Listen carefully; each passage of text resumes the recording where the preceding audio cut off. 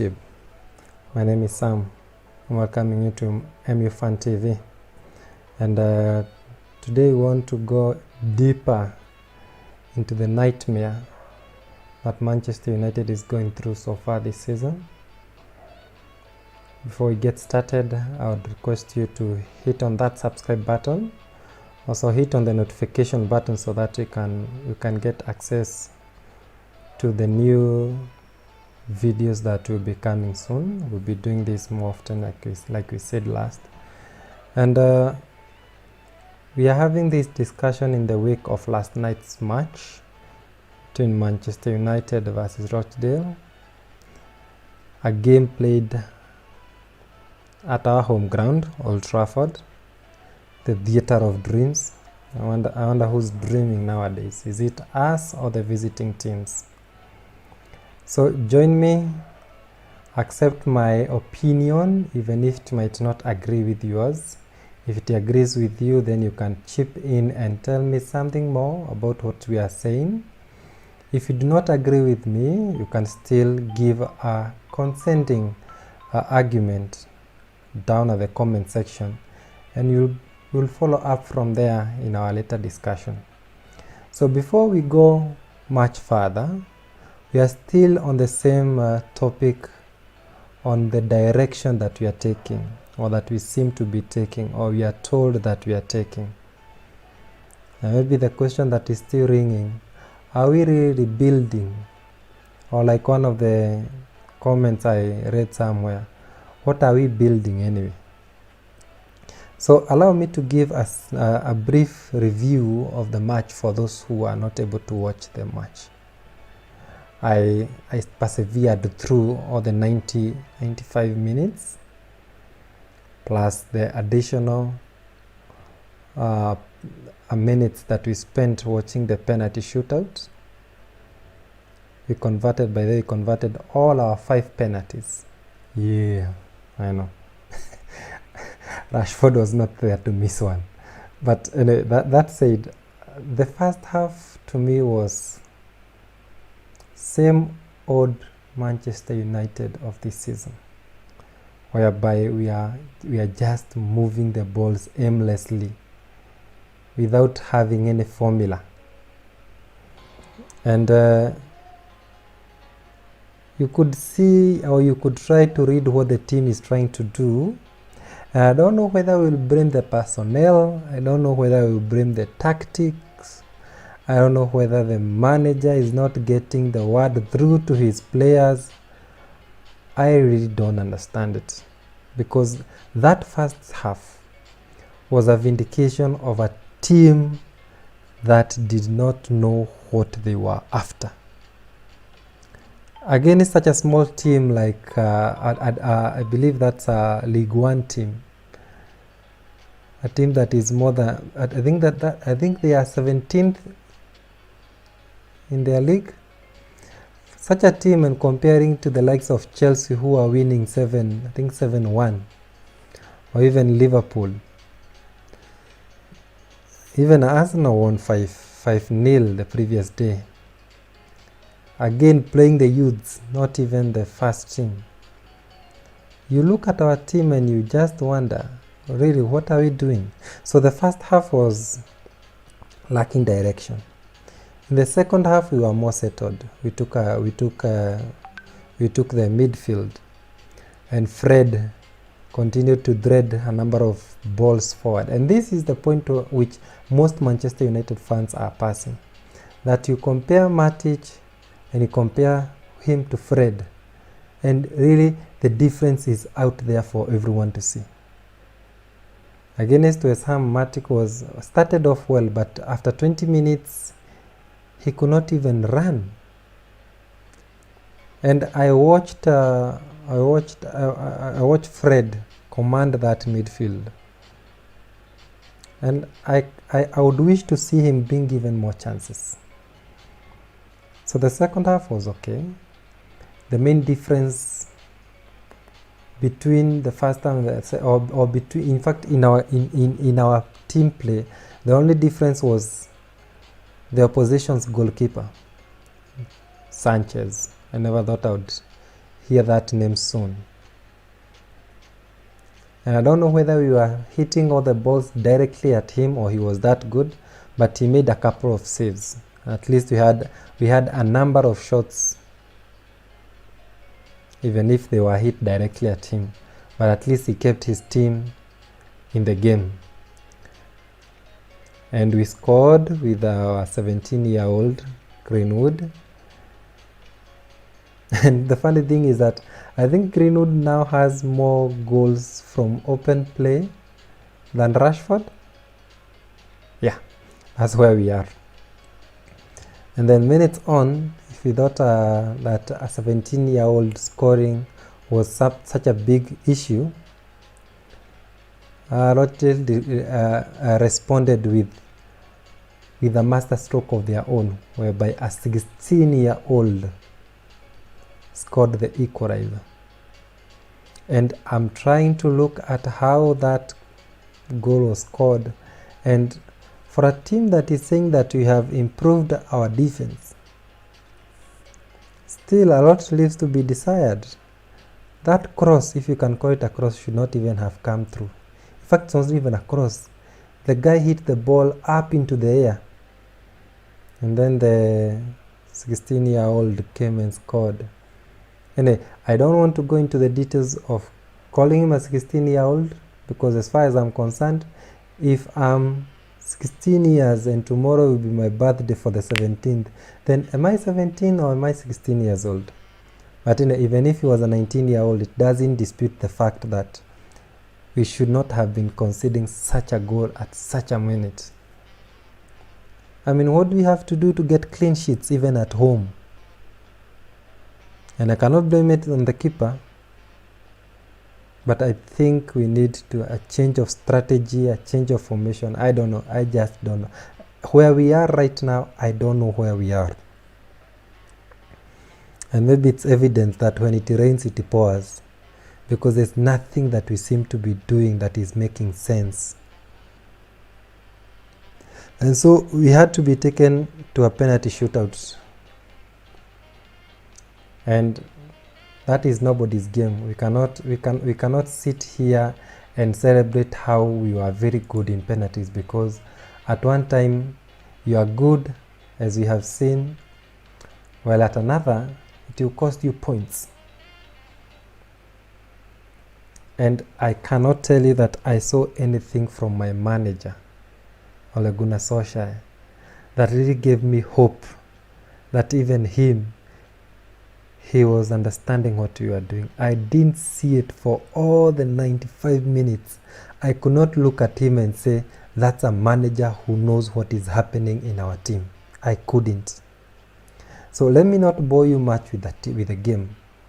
But I also want to look at the community and see what they are saying, whether I'm the only one who is complaining, or whether I'm the only one who is not seeing the bigger picture. Allow me to review something I've seen on social media, and maybe I'll be fast with it. We're already 8 minutes into the video. Don't forget to subscribe, don't forget to like, don't forget to comment. And the first comment was from a guy, calls himself a troublemaker, and he was asking, what are we building actually? And this was in response to our previous video about, are we really rebuilding? And another guy on Twitter called Peter, he said that this club has drained every bit of excitement any fan could ever have for football. No ambition, direction, passion. It's dead on its feet. This youth propaganda is a cover-up for the complete mess we are in. Cannot believe how low we are sinking. And to me, that is a summary of what is in my head.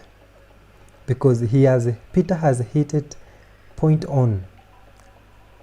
He has hit the nail on the head. That there is no passion in our team.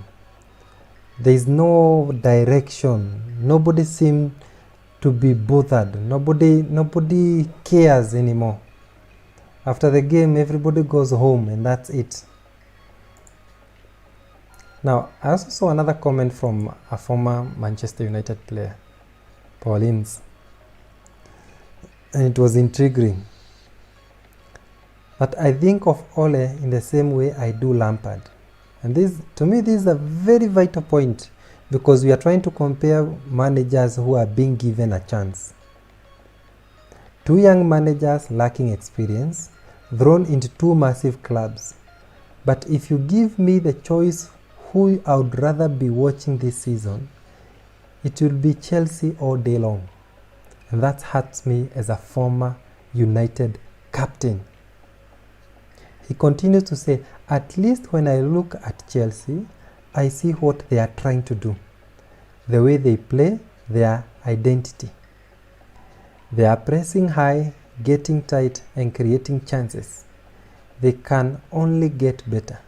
Can anybody tell me what United are trying to do? Because I have no idea.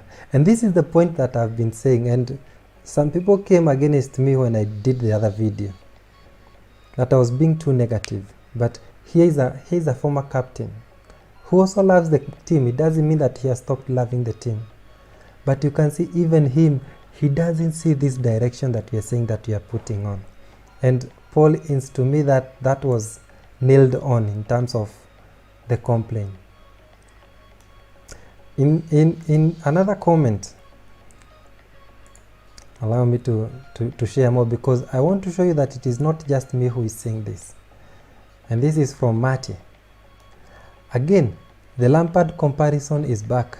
Lampard has a transfer ban and went fully in with his youth, and they have a direction, a plan. Their youth are doing it in the EPL. They won 7-1 tonight with their youth. Our youth is a cover-up. Do not be tricked by playing Greenwood for 10 minutes in the league. Playing Greenwood 10 minutes in the league isn't playing youth. Point on. And I remember raising the same point. Why are you giving Mata so many chances when you have so many other young people who can even be doing better than him? Yet we are saying that we are rebuilding. What are we rebuilding with Mata? In fact, what has he done so far to show that we are going anywhere, or to vindicate his position in the team? Because I'm worried for my team. I've complained to a point that sometimes I'm feeling just like the players, that maybe I should not care that much. I mean, somebody said that Man United are struggling with the same team Manchester City under 21s beat some weeks ago. And this is vindication that even when we are saying that we give it time, I'm trying to compare with our opposition, or with fellow stragglers, if you may call them.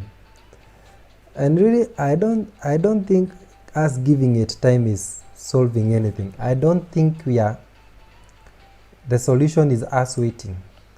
And I'm not saying that we wake up today and fire Solskjaer, but maybe he deserves to be put under the microscope. So here is another question. We were told we are heading in the right direction under Ole. Imagine what would happen if you are heading in the wrong direction. That is my same point. What if you are saying that we give the manager more time, yet in fact we are going in the opposite direction? Because what have we, let's be realistic. You look at the team today and look at the team last season. Can we say that you are performing any better? Can we say that now we can see the light at the end of the tunnel? Somebody compared Manchester United with Leicester City, that we narrowly beat the other day. That Brendan Rodgers, who doesn't have the Leicester City DNA, was appointed 2 months after Ole Gunnar and already fixed his team. But Ole, apparently, who has United DNA and knows the club, needs 5 transfer windows to beat Palace, Wolves, Southampton, West Ham, Cardiff, and Rochdale. Imagine if he didn't have the DNA or know the club. Because I've tried to compare my team with the small teams. I'm not even comparing us to Man City, who we shouldn't even be put in the same breath with. I'm not even comparing Manchester United with Arsenal. But look at the teams that are considered to be between position 6 and position 13 in the league. And even them seem to be knowing where they are heading by us. Yet we are saying we give ourselves time. I'm almost coming to an end. And this is the part where it killed me last night. As if the penalty shootout was not enough, I listened to my manager say something that I thought I would not hear from him. We handled it, that's the penalty shootout, really well. Everyone wanted to take the penalties as they did against AC Milan and Cardiff during pre-season. I'm very pleased with the confidence. You know, we are better in penalty shootouts than in proper games.